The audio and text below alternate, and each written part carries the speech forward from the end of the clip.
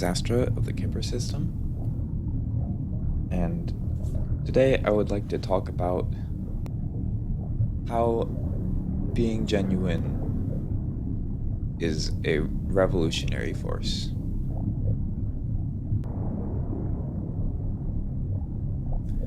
Authoritative systems, like capitalism for instance, use a lot of mistruths, a lot of deception, a lot of manipulation and falsehoods in order to both keep us complacent with the status quo that they have established and to further exploit us. A couple examples of misleading ideas that have permeated through culture that are in service of capitalism and similar hierarchical or authoritarian constructs. The idea of bigger is better, that growth is a naturally good thing, growth specifically in terms of scale, that the idea that something being more expansive, more far-reaching, or more grandiose is a simply better thing, or a simply good thing.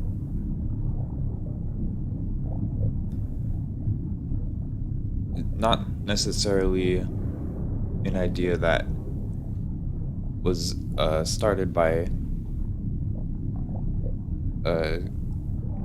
capitalists, but certainly one that benefits them. Similar is the idea of can't have too much of a good thing, that supports the greed and the never-ending increase in consumption and acquisition that capitalism moves towards. There's a famous example that a lot of people know about, that people in the diamond industry fashioned the public's perception of diamonds as a central and inherent part of wedding rituals, the wedding ring tradition and engagement ring tradition, along with just generally making them seem more scarce and rare than they are. All in order to make more of a profit off of selling the diamonds. There's an article in The Atlantic by Edward J. Epstein from February of 1982 about this. Read a little bit from it here. It says, although it could do little about the state of the economy, N.W. Ayer suggested that through a well-orchestrated advertising and public relations campaign, it could have a significant impact on the, quote, social attitudes of the public at large, and thereby channel American spending toward larger and more expensive diamonds instead of competitive luxuries, unquote. Specifically, the Ayer study stressed the need to strengthen the association in the public's mind of diamonds with romance, since, quote, young men buy over 90% of all engagement rings, unquote. It would be crucial to inculcate in them the idea that diamonds were a gift of love. The larger and finer the diamond, the greater the expression of love. Similarly, young women had to be encouraged to view diamonds as an integral part of any romantic courtship. The article goes on to say, movie idols, the paragons of romance for the mass audience, would be given diamonds to use as their symbols of indestructible love. In addition, the agency suggested offering stories and society photographs to selected magazines and newspapers, which would reinforce the link between diamonds and romance. Stories would stress the size of the diamonds that celebrities presented to their loved ones, and photographs would conspicuously show the glittering stone on the hand of a well-known woman. Fashion designers would talk on radio programs about the trend towards diamonds that Ayer planned to start.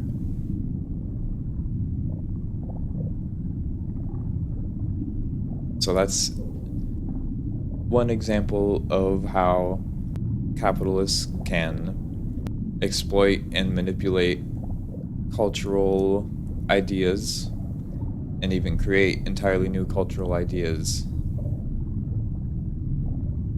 in order to make a larger profit off of their endeavors. Diamonds are in reality a lot more common and could absolutely be sold for a lot less than they are now. But deception has been used to prop up a market which would otherwise not have been nearly as lucrative.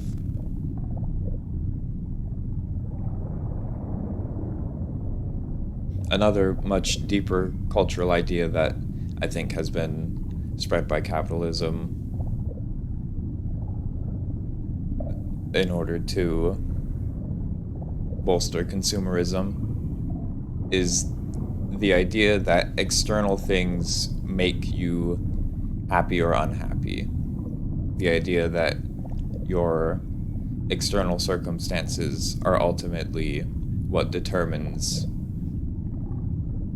your mood and your satisfaction with life. And while it is true that there are certain situations where it is a lot easier to be happy than others, your mood is ultimately something that is determined in your own mind. External circumstances play the role of more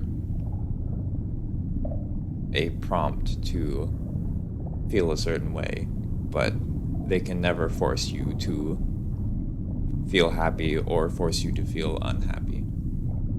There are, of course, still certain states that are better or worse for your well-being, but you can ultimately be happy in any circumstance, and you can be sad in any circumstance. And there's a cultural pressure to not challenge these social norms, not really challenge these generally accepted ideas, but more so not talk about or acknowledge your deeper feelings, especially your deep negative feelings about things, in anything but pretty much the most intimate circumstances, with somebody who you're very, very close to as a person.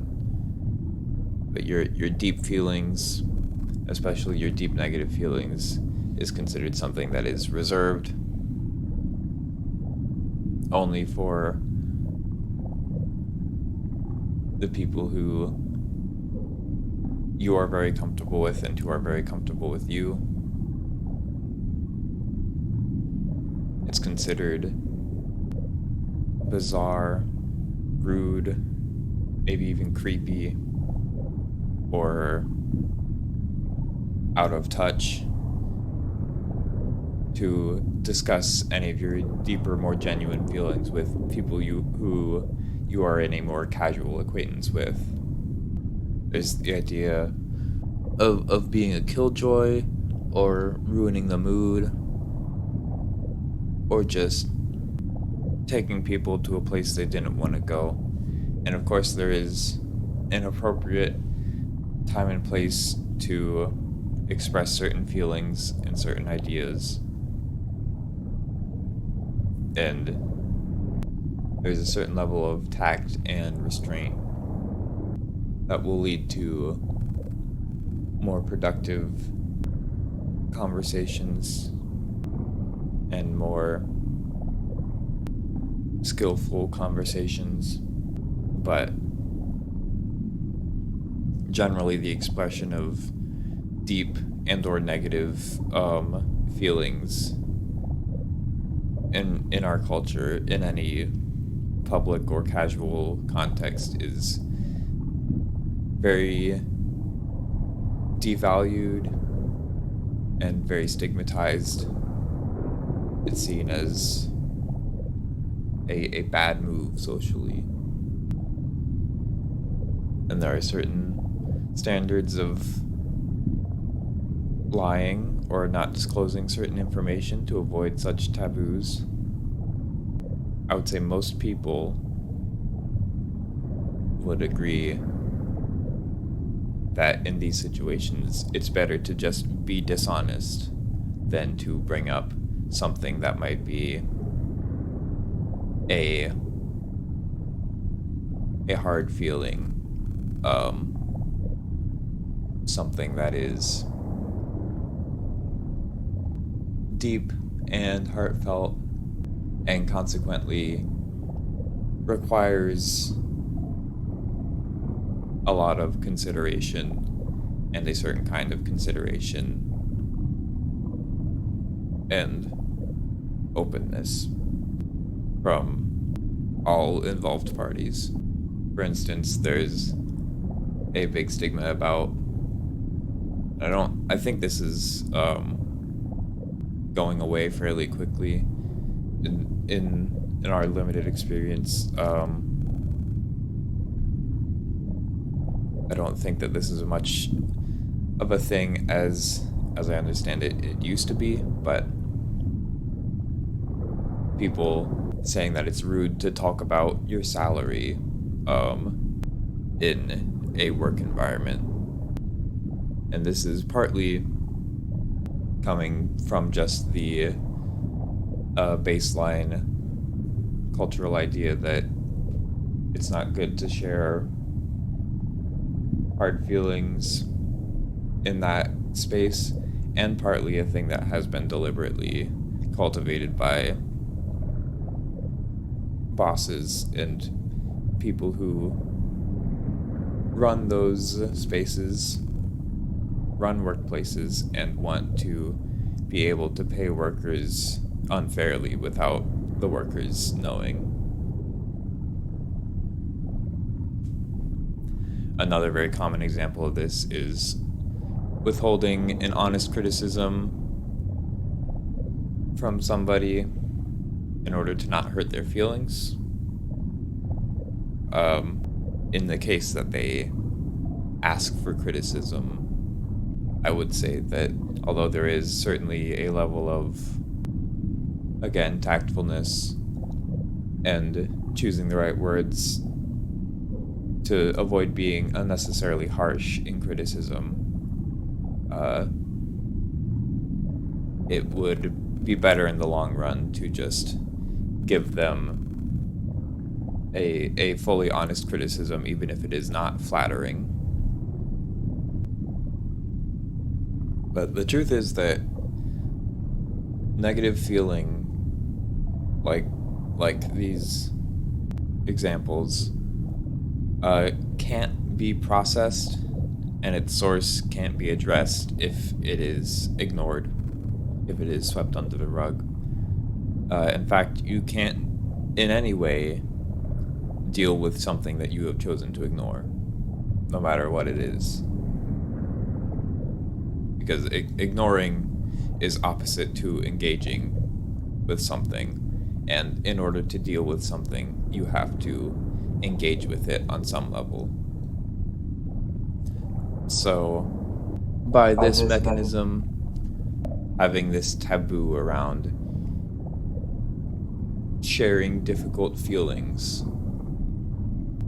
so this stigmatization of sharing difficult feelings in effect leads to an inability to process these feelings and an inability to address the source of these feelings as a collective.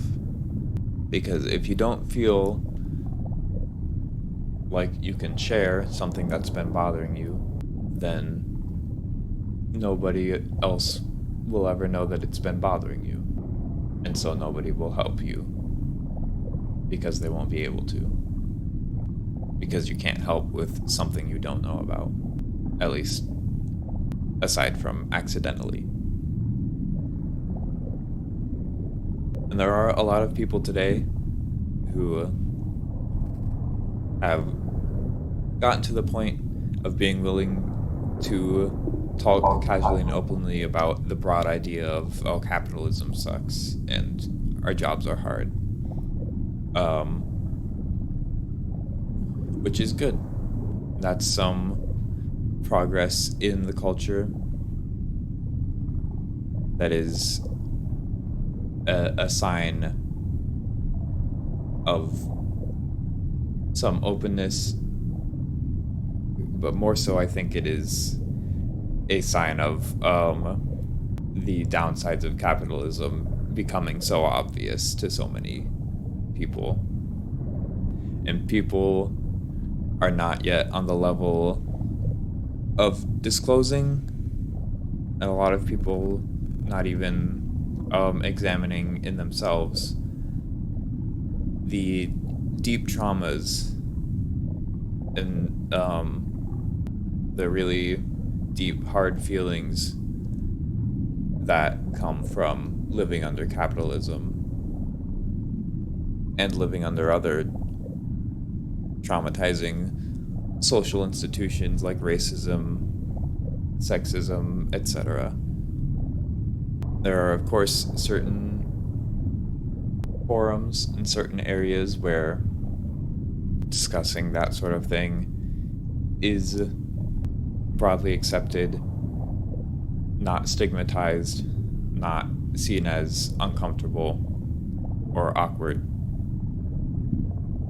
But I don't personally know anybody who is willing to talk about that sort of thing with their neighbors, their coworkers, the people around them, which is our community.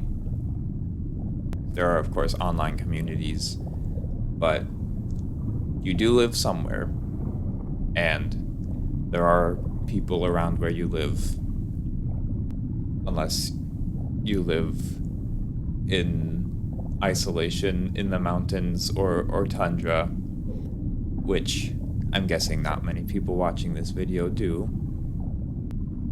You live somewhere, and there are other people who live in that area too. And those people are your community. And you are a part of that community just as much as they are, whether you like it or not. And those communities are what we need to connect with and collaborate with in order to liberate ourselves. But in the current cultural climate, bringing up the pain caused by these systems, that is what leads us to desire liberation in the first place, feels at best awkward to express in most real-life community level spaces. And so this lack of expression, this lack of openness, leads to stagnation and complacency in the face of oppression. And it's not only negative feelings that are stigmatized. There is a very strange seeming, and I feel much less noticed and examined, stigma against sharing deep and genuine positive and joyful feelings. Talking about what you feel joyful about, what you feel love towards. There's this odd, very unspoken stigma about it, even in very liberatory leftist spaces, of it being sort of trivial and insubstantial. And I feel like in a lot of social spaces, if the people who you are expressing that feeling of joy to are not also feeling that way, then it's sort of, there's a sense of, don't remind me what I'm missing out on. You know, don't remind me that people are happy about things because I'm sad about things. And so it's considered sort of rude in that way. But talking genuinely about joyful feelings is also revolutionary and anti-capitalist, because it reveals what things we really genuinely do feel joyful and happy about, what things bring about happiness and contentment in us. And when we talk about that, it's clear that it's not having our labor exploited by major corporations. And it's not a lot of things about the current socio-political order. And so it sort of reminds us a positive view of what to move towards, not just what to move away from. And I feel that kind of outreach and analysis and discussion in general is very undervalued overall, and often very trivialized and seen as much less valid than talking about all of the painful things that we hate and want to get rid of. And so it doesn't have to just be genuinely expressing your negative feelings. It can also be genuinely expressing your positive feelings. And it can really be genuine self-expression of any sort. I feel like any sort of truly genuine self-expression is revolutionary to any oppressive system, because it reminds people of what we really are, of what the oppressive systems treat us like we aren't, or try to force us to not be. It shows our true nature, our innate beauty, and also our innate power and energy. What we really are, which is so easy to forget because so many people want us to forget it, is life itself. Another expression of life, another expression of nature, just like the landscape, just like the animals, just like the stars. And the sort of thesis of authoritarianism, aside from I want power, is that people are something that needs to be punished, molded, directed, controlled, threatened, divided, or in any way manipulated in order to live together well enough. The idea that if we didn't have laws and cops and jails and people who won capitalism to decide what to do with the money, and people who make the decisions of our communities for us and tell us what we can and can't do. The thesis of authoritarianism is that that is the state that leads to despair, essentially.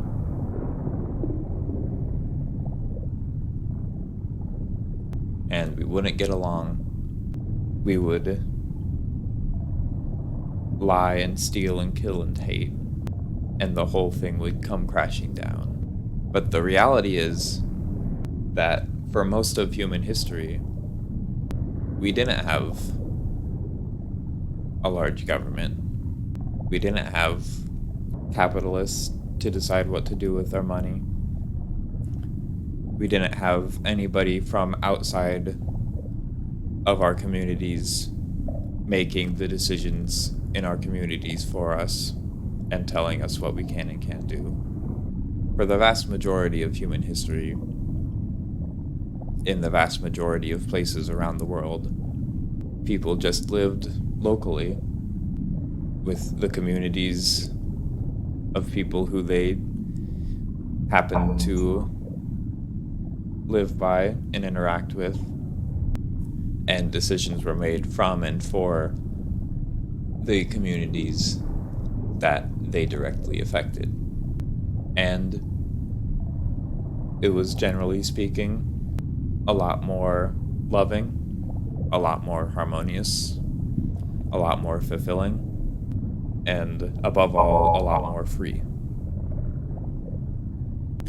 And in some ways, I feel that the government and capitalism are manifestations of, or mirrors of, our own shame and self-hate, our own fear of ourselves, our own believing that we are not enough, our own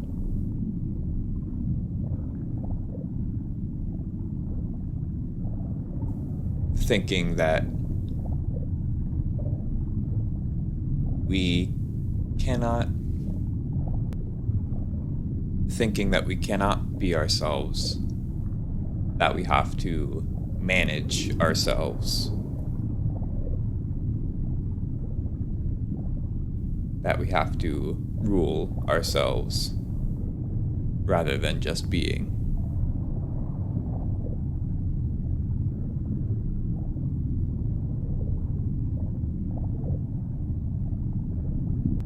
Okay, so, well, you may be saying, sounds great if I did a good job making that argument.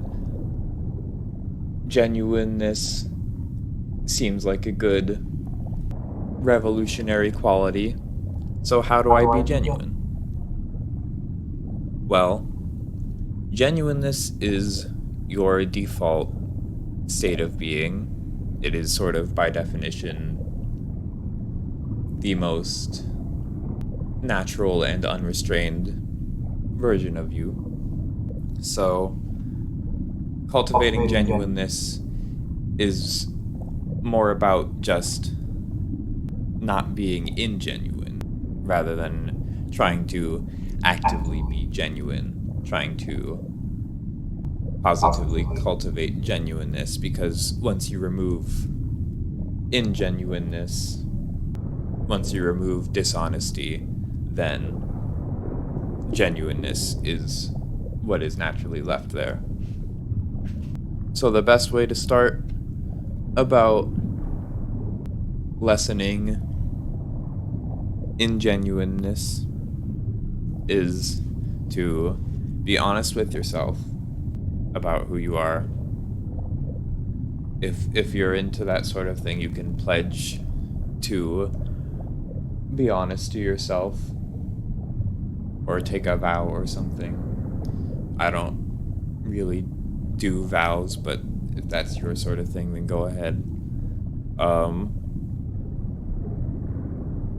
But just move forward with the attitude of, I'm going to be honest with myself about myself and about everything. And take some time to look at what ideas you have about yourself that scare you, that make you feel ashamed, the stuff that you don't want to come out, the stuff that you wish would go away, the stuff that you don't want other people to see, and spend some time with those feelings. Don't approach them with a goal in mind or an idea of what you want to do with those feelings. It's okay to have certain feelings about what you might wish about what those feelings were, but as a practice, you should just spend some time considering those feelings as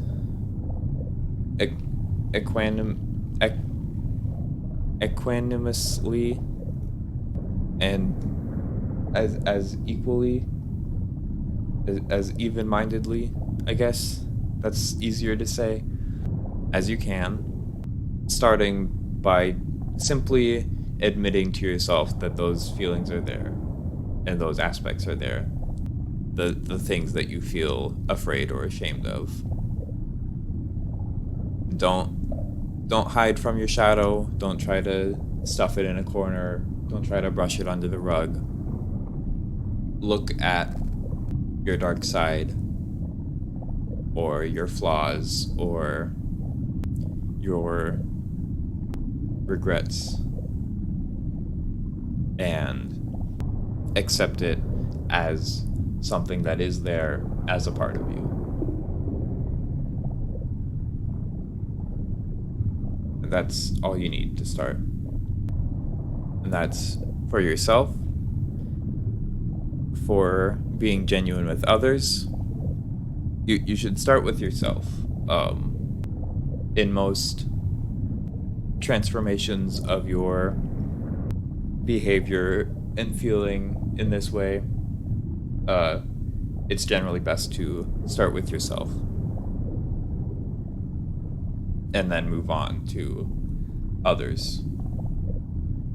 For others, if you feel afraid to express something while you are with others, acknowledge that fear and listen to that fear, but express that thing anyways.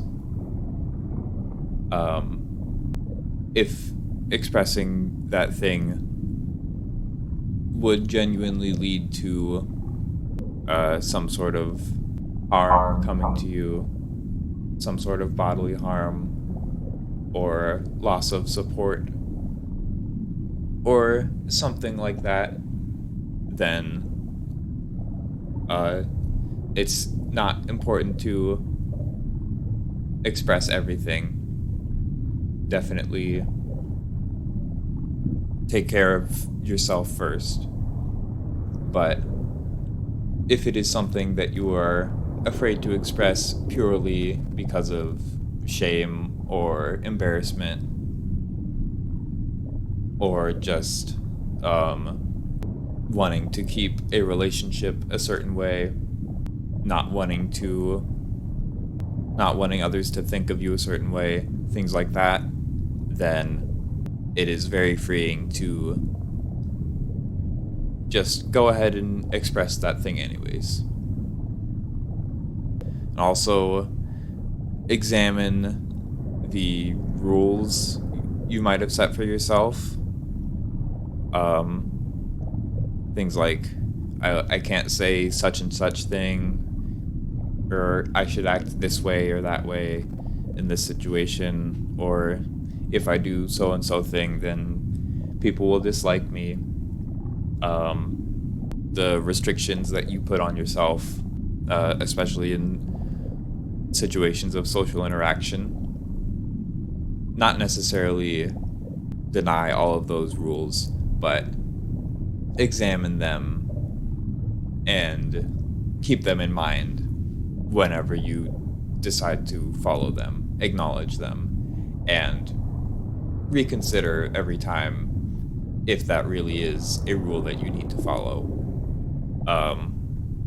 Examine your goals, your social goals as well. Things like, I need people to like me, I should make sure that people agree with me, I don't want to get on people's bad side, things like that. Things that you try to achieve or maintain.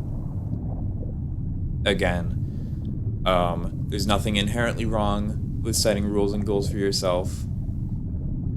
Just acknowledge it and evaluate it, because if they're keeping you from expressing your truest self, then they are on some level unhealthy and stifle your true potential. And in our experience, meditation is a good way to systematically notice and reevaluate mistruths you tell yourself and limitations you put on yourself. There's one of the benefits of meditation, one of the ways in which it can be used is to have a space where your mind is calm enough that you can note and evaluate every individual thought that comes up. And a lot of those thoughts will be things that you will realize have been dictating your behavior, but that you haven't questioned or really evaluated. And so those are some tips on how to be more genuine yourself. But how do I help my community become more genuine? Well, you simply being there, being a more genuine person, being a more open person, will naturally encourage others to open up as well. Just being around someone who is brave enough to be their genuine self tends to make people feel empowered themselves to open up and be more true to themselves.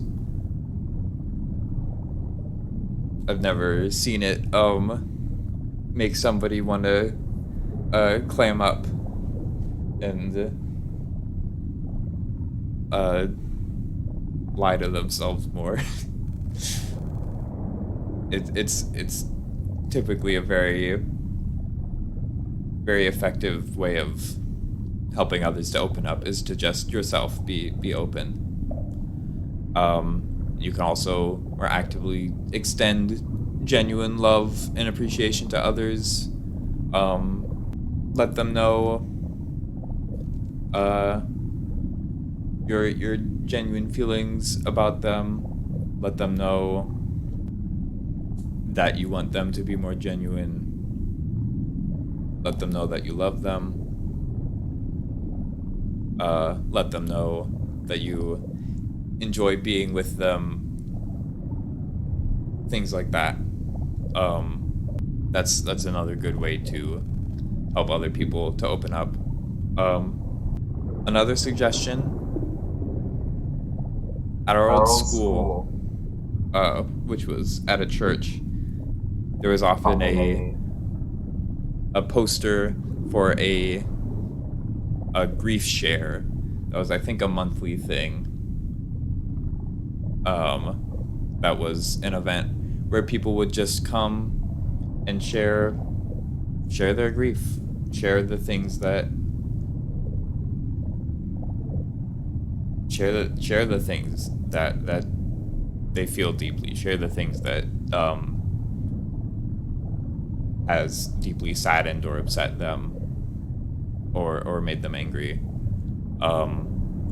We never participated in that event, but that sounds like an excellent idea.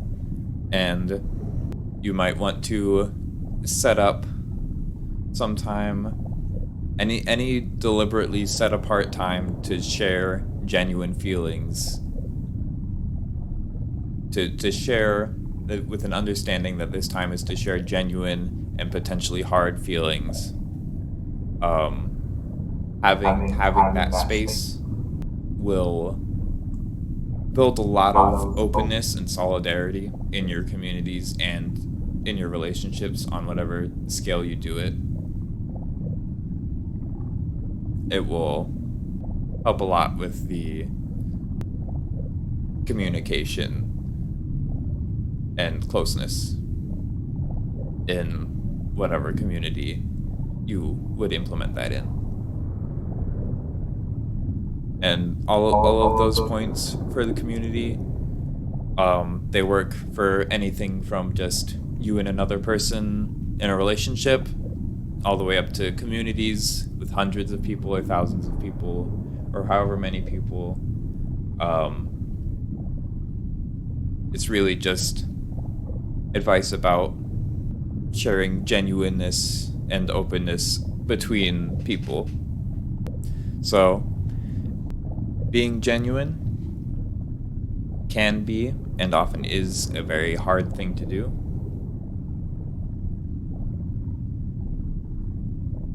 It is often very scary to take that step to say something hard that you know you need to say, or express something about yourself that you don't know how it will be received. And there can be a lot of anxiety surrounding it, and sometimes in our experience it can even be to the point of it being a physically hard action to do, to say the genuine thing and the honest thing instead of lying. But you only have to take it one step at a time. If you just move forward with the attitude of, I wish to be more genuine, then opportunities will present themselves. And you don't have to do the really hard stuff right off the bat if you don't want to. If there is a situation that comes along where you feel pressured into lying or being ingenuine and you cave, don't sweat it. That's all right. As long as you still generally want to be genuine. As long as you push yourself even the smallest amount over time, then it will still add up, and you will be more and more open and more confident over time. And no matter what rate you go at, eventually you will get to a place where you feel comfortable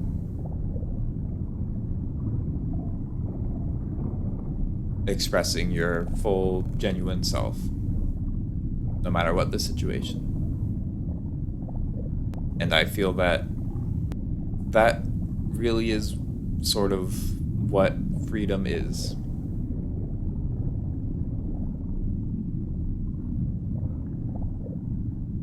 And that is why I feel that being genuine is a powerful, revolutionary, and liberating force that you can bring to yourself and to your community.